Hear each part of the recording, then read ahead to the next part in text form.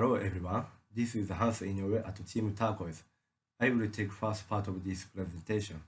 The purpose of this presentation is to talk about the new QR code solution for Turquoise University, which is established at Georgia this month. First, I would like to talk about the QR code as introduction. It's first developed in Japan for the automotive industry to track progress and designed to allow high-speed scanning and a greater storage capacity than traditional UPC barcodes. This QR code began to be used more broadly in early to mid-2000s. It's now used for accessing URLs, making purchases, accessing accounts, giving more information about a given topic, etc., and can be made very easily and pressed virtually anywhere.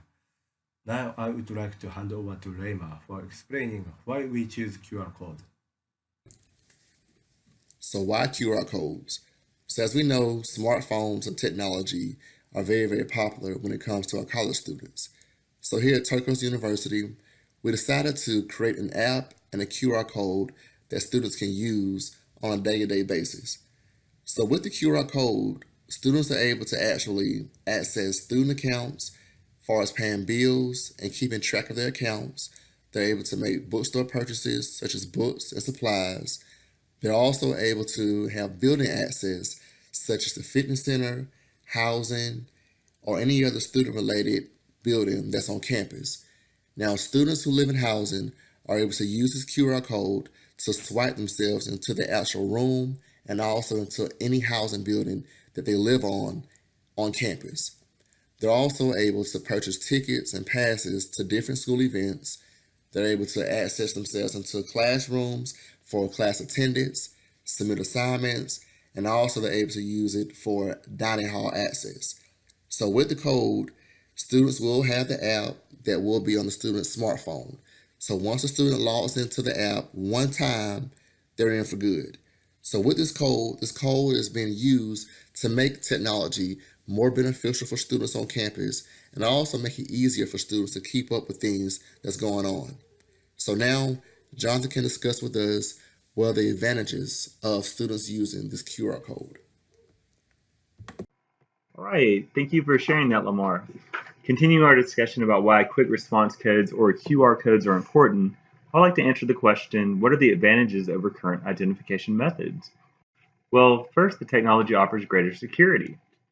There's the inherent customizable degree of security on most smartphones, as well as the additional security offered by the app, which can even be paired with fingerprint scans in order to access certain accounts and information repositories. Second, it's more cost effective. QR completely eliminates the need for keys, ID cards, and card readers. And perhaps most importantly to students and faculty, convenience. Smartphones are now an intrinsic part of the modern university, and with simply the tap of a touchscreen, relevant accounts can be accessed and pertinent information can be shared.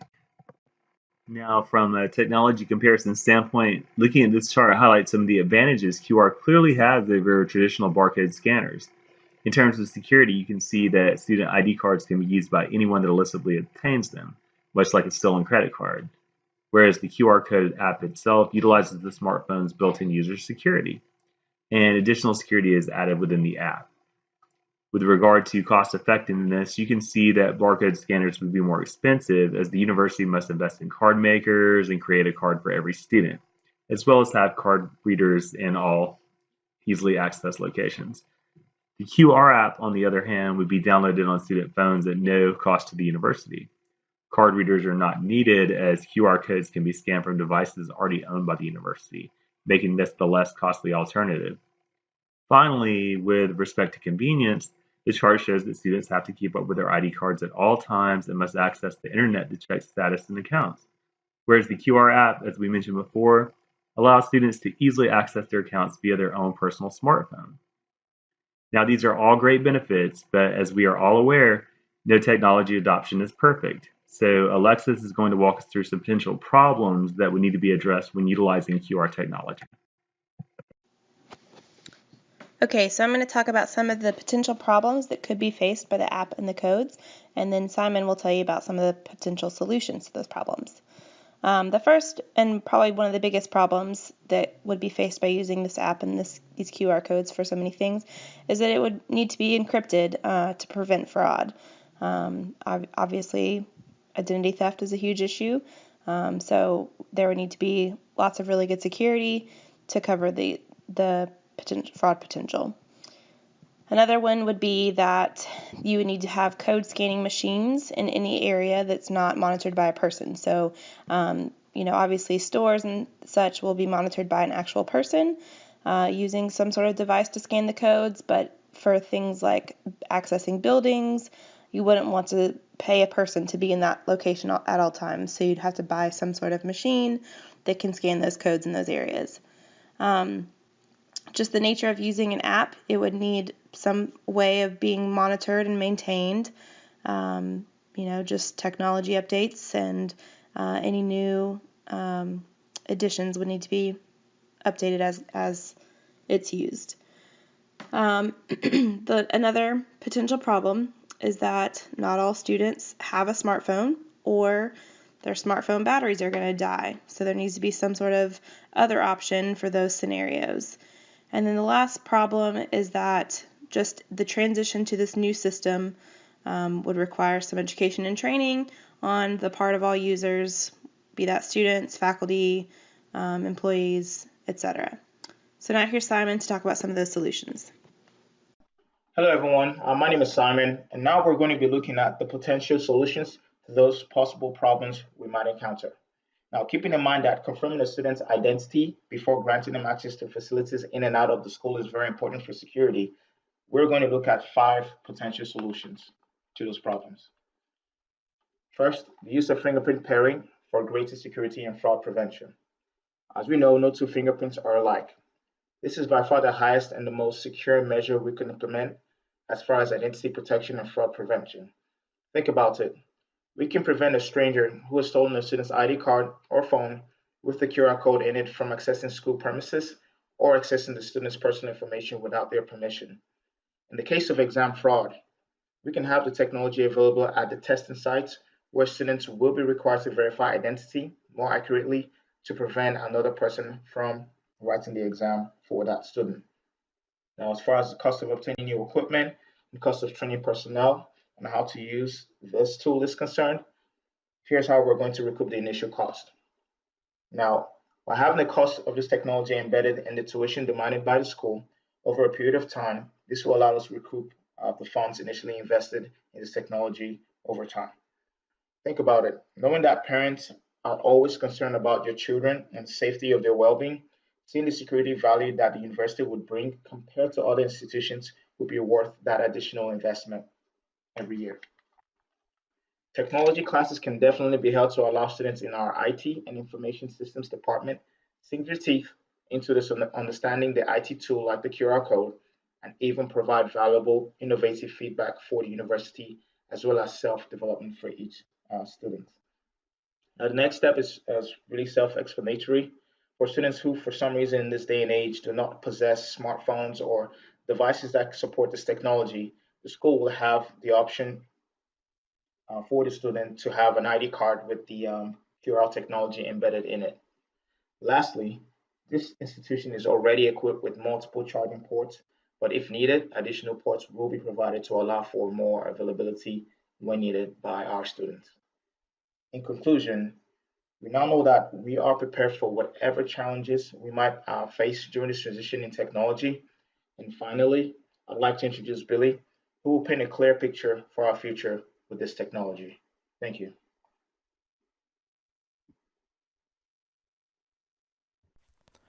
Thank you, Simon. So, what does the future look like with this technology? I think this is a good long-term investment. I think QR codes, the ability to generate and read QR codes, will be useful for the foreseeable future. It's relatively inexpensive. It's just a black and white pattern that you read, that your phone reads visually. So it's beautifully simple. There's nothing particularly complicated about it. The phone is reading it the way we read words. and generating it likewise the same way we write words. So it's not like upkeep is expensive and difficult. So the simplicity of it, along with the usefulness of it, all the things that you can do with this kind of technology, I think will enable us to use it cost effectively for a very long time. So once we have the platform implemented, as described previously in the presentation, it will be no big thing to just add capabilities here and there as we're able to. So as systems across the university become more integrated, then they can be more widely accessed through the app, for example, or use the app to access more areas. In addition to the systems in the university being improved and integrated together, the app can be used for more things. You have the platform, you have the ability to read the codes. Well, the codes that you can generate, we can come up with more and more uses for them, more and more things that we can access or keep track of, or that the student can get involved in, or the faculty or staff are able to use it for more things. But we can also add other technologies on top of it, or to complement it. So like finding use for GPS. Our phones have GPS built in it. Connect that to the app. The app knows where you are on campus, or if you're off campus or whatever, and it can, like, for example, let's say you're walking towards the library and you need access to the library, and generally you use the QR code on your phone to gain access rather than swiping your card. Now, if you have GPS connected, just as an example, your phone can automatically be ready once you get to the library to scan it, so you don't have to go through the menu to get to the QR code to scan or whatever, just as an example. There's more technologies that we can integrate in with the platform, like voice or face recognition, even artificial intelligence as that comes along. But primarily what we need to think of, what we can actually see going forward, is we know that technology will improve, it will become better, it will become easier to use, it will become easier to develop. But the cost to develop and maintain the technology isn't going to get substantially higher. So once we have it developed and implemented, then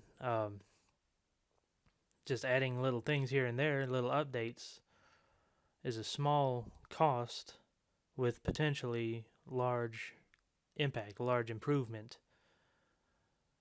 So where it'll be cost effective in the short term, as mentioned earlier, it will remain cost effective going forward.